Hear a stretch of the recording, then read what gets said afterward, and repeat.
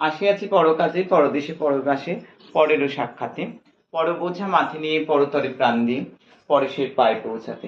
আমার স্বপ্নাদিষ্ট শ্রী মাতা তারা সিদ্ধেশ্বরী ঠাকুরানীর রাতুল চরণে প্রণাম।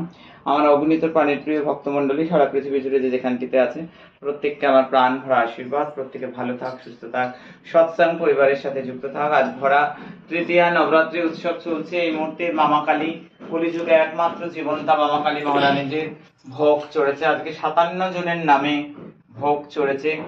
57 নামে আজকে ভক্তের নামে মা তারা সিদ্ধেশ্বরী মহারানীজির কাছে ভোগ চড়েছে।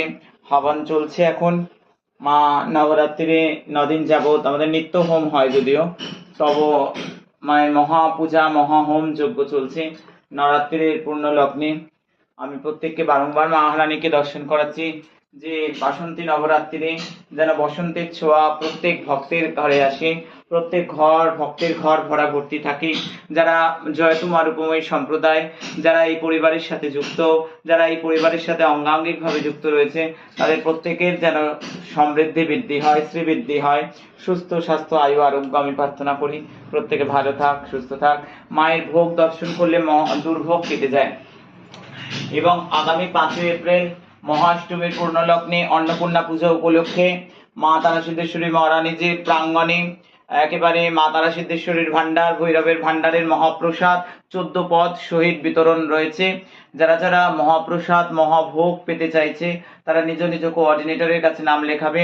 নিজ নিজ কোঅর্ডিনেটরের কাছে নাম লিখিয়ে মাতৃ অঙ্গনে মাতৃ প্রাঙ্গণে বসে মহাভোগ পাবে।